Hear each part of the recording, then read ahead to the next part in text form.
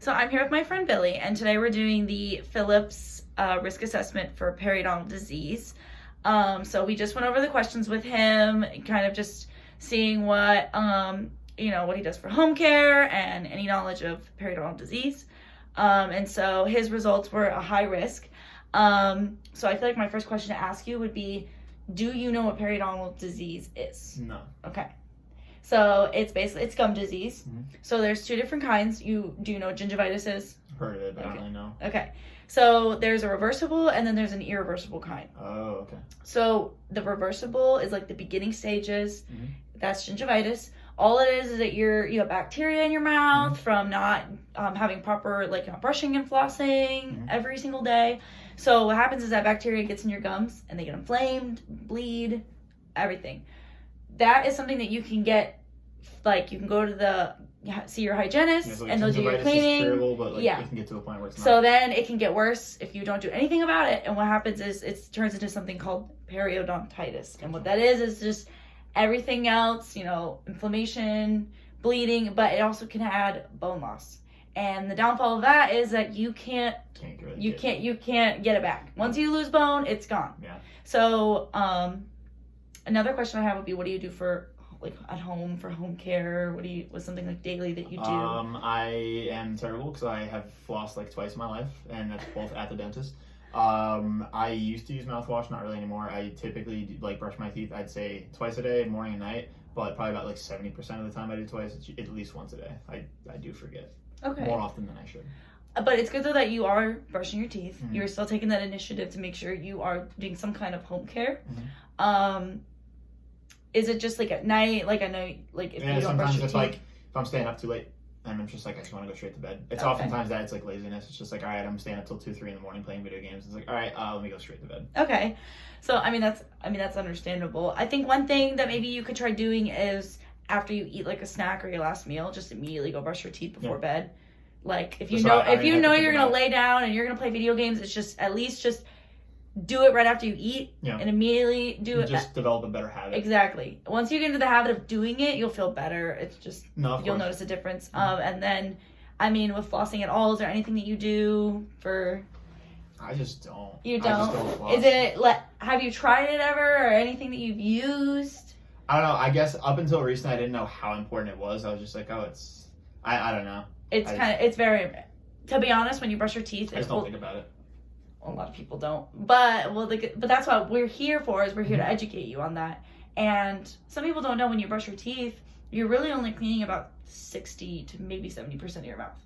There is still a full 30 to 40% that you are not cleaning, all because you're not flossing, or even not simply as just not brushing your tongue. So that's still all areas that people don't think about. Mm-hmm. But some things that you can do to improve that and to improve preventing this high risk is, which is my third question. When's the last time you've been to the dentist? At least 1.5 years, 2 years. Okay. Is it because if you have any insurance, or you just don't go? I didn't have dental insurance for a while, but it's more so I've had some bad experiences to where they didn't really numb me right, and it's just I broke out in cold sweats and started crying. Okay. I have a fear of the dentist. Okay. For being honest. No, I get it. And then every dentist is different. Everybody works differently, and I feel like that's why you have to, get a feel.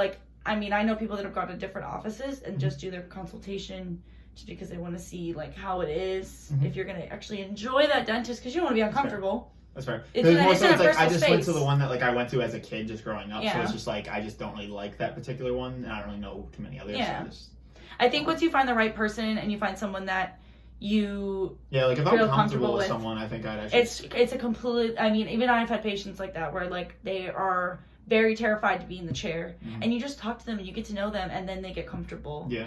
So I think if you go to an office where you do feel comfortable, have a hygienist or even a dentist that makes you feel comfortable, that would make you want to go more. But that's one way to prevent this risk of getting gum disease, periodontal disease, is you go to your dental appointments every 6 months.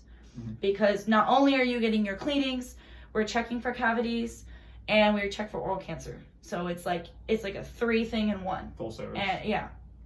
So it's very beneficial. The other thing, like I said, would be, we talked about brushing your teeth before bed, and then of course flossing. I mean, if anything, have you ever tried using floss picks, or is there anything you've ever tried? I probably prefer floss picks.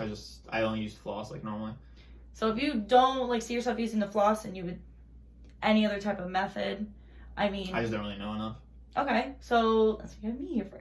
I mean, for you, obviously, something to start you with would be maybe floss picks, just because they are easier. They're not my choice, but if it's someone I know that's wanting to start doing it, it is like a good way to transition. Start that. Yes. And once I'm getting the habit of it, get actual straight floss. Yes, down the road. And then the third thing is that the other thing that can increase your risk is your diet and if you smoke at all. Yeah. So if you smoke at all, that increases your risks and increases your chances of getting bone loss dramatically. And same thing with nutrition. You don't want to have a bunch of diet or have a bunch of carbs and sugars because it'll end up just rotting your teeth. It will, yes, and it all contributes together. So I think that's everything I want to say. But yeah, so like I said, just get into a better home care habit. We're gonna work on you getting to start brushing more and flossing more, and then start doing cleanings. Start doing your cleanings. Regular appointments. Yes. Do you have any questions for me? At all? You can ask me anything. Honestly, I think we're good. I think you covered pretty much anything I could think about. Okay. Awesome. And then I'm just gonna show that I always do this. He's got a high risk, and then we explained everything between lifestyle habits and going out for follow-up care and any dental hygiene treatment he would possibly need. So, okay. Thanks, Billy. Yep, no problem.